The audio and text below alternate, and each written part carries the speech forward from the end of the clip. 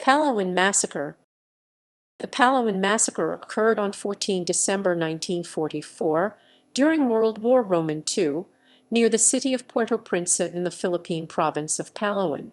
Allied soldiers imprisoned near the city were killed by Imperial Japanese soldiers.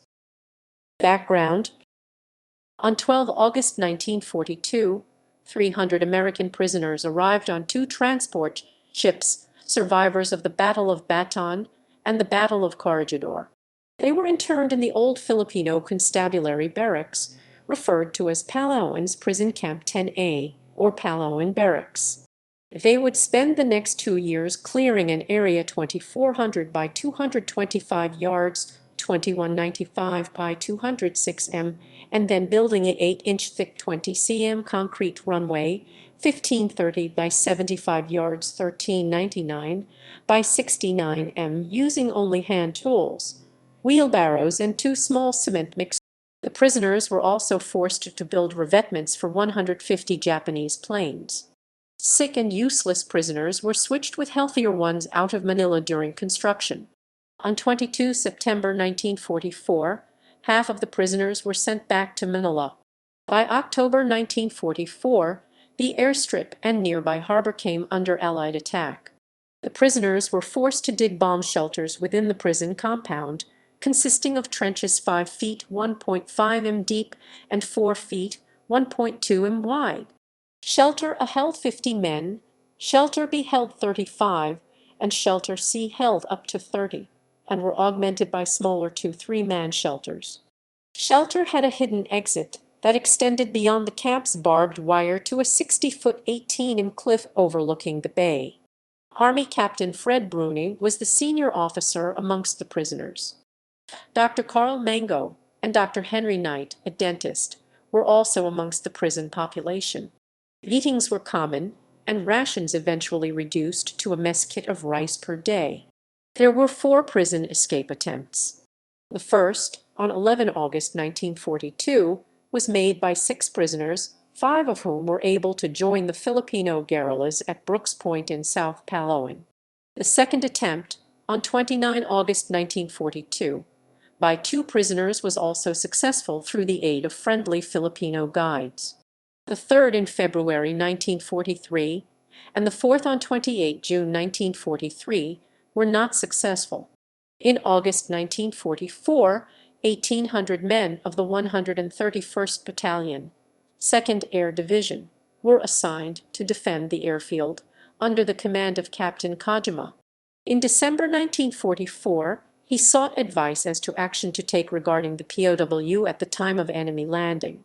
Lieutenant General Seiichi Terada, 2nd Air Division Commander, after conferring with General Tominaga, 4th Army Commander, sent the following reply: at the time of the enemy landing, if the POW are harboring an enemy feeling, dispose of them at the appropriate time. Massacre. In order to prevent the rescue of prisoners of war by the advancing Allies, on 14 December 1944, units of the Japanese 14th Area Army under the command of General Tomoyuki Yamashita brought the POW back to their own camp. An air raid warning was sounded to get the prisoners into the shelter trenches. The 150 prisoners of war at Puerto Princesa entered those trenches, and the Japanese soldiers set them on fire using barrels of gasoline. Prisoners who tried to escape the flames were shot down by machine gun fire. Others attempted to escape by climbing over a cliff that ran along one side of the trenches, but were later hunted down and killed. Only 11 men escaped the slaughter, 139 were killed. Those that did escape to southern Palawan and eventual rescue were aided by Filipino scouts and guerrillas under the command of Nazario Mayor. Aftermath. Of the victims, 123 are buried in a mass grave at Jefferson Barracks National Cemetery. The incident sparked a series of POW rescue campaigns by the U.S., such as the raid at Cabanatuan on January 30, 1945, the raid at Santo Tomas internment camp on February 3, 1945, the raid of Bilibid Prison on February 4, 1945, and raid at Los Banos on February 20. It was the testimony of survivor PSC Eugene Nielsen that convinced the U.S. military to embark on a campaign to save the POW in the Philippines in 1945. In 2006, Nielsen was interviewed again by Jeffrey Panos on behalf of the University of Utah. Phones from the victims were discovered in early 1945. After the war, survivors Glenn McDowell and Doug Bogg helped the U.S. War Crimes Branch identify former guards and officers detained in Sugamo Prison and interrogated in Tokyo's Dai-Ikai building. Of the 33 charged with war crimes, 16 were put on trial and 6 were acquitted. Those found guilty on 8 November 1948 included Lieutenant General Seiichi Terada, sentenced to a life term, Master Sergeant Teichai Deguchi, sentenced to be hanged but later commuted to a 30-year sentence by General Douglas MacArthur, Superior Private Thomas Aburo Sawa, sentenced to 5 years, Head Cook Manishi Nishitani. However, in 1958, all those remaining in prison were freed under a general amnesty for Japanese war crimes prisoners. The diary of a Japanese sergeant major had the following entry for 15 December 1944. Due to the sudden change of situation, the 150 prisoners of war were executed.